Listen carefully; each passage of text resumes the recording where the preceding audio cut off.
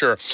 So one of my jobs that I've just given myself because I like doing it, I pick out a lot of the music that's used just interstitially on our show, incidentally on our show.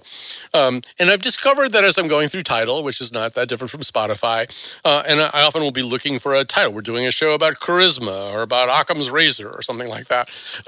There will turn out to be 4 or 5 songs called charisma or Occam's razor or whatever it is we're doing a show about. And they're just these kind of vibey, techno, vocal-free things. And I just can't believe that so many of them exist. But one of the things that you've suggested is that these engines like Spotify, one of the things that they're doing is trying to answer the user's need for a certain kind of vibe, hence the idea of maybe a new kind of muzak. But say more about this. Mm-hmm. Yeah, it's interesting. So the tracks that you're coming across definitely speak to this fact that there are a lot of songwriters and music producers who have become very incentivized by the fact that there might be certain vibes or moods,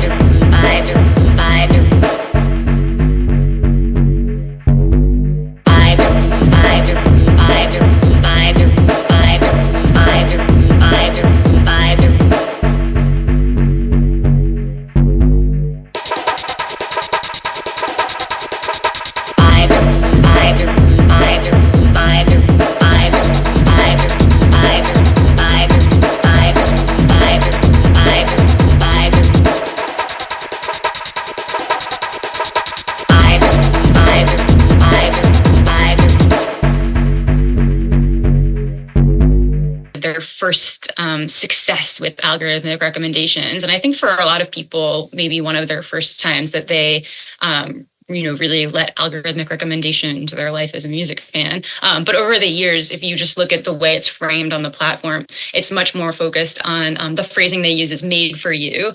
Because oftentimes when you open these playlists, it's not really about discovery. It's about recommending you music that through your listening data, you have already showed the recommendation algorithms you're likely to listen to the end of the song without hitting skip. Streaming services collect lots of different types of data on users. They collect data on what the music sounds like. They call it like acoustic attributes, or they're looking at things like acousticness and time signature and key and tempo. And then they also have cultural data, which is like if you make a playlist, like what type of title you give it. And then they're taking in behavioral data. So they're looking at like, did you skip the song? Did you listen to completion? Did you add it to a playlist? Did you click onto the artist page? And more of that behavioral data is really sort of the main factor that is informing a lot of what you end up seeing on these made for you playlists, these, daily recommended mixes and things. I think that a lot of Spotify users probably would find that when they open the interface, they have, all of these different mixes with all these different moods and vibes. Moods and vibes. Moods and vibes.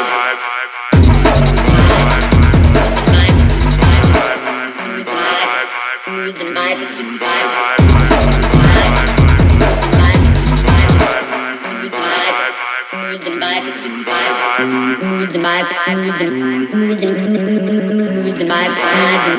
Moods and vibes. Moods and vibes. Moods and vibes.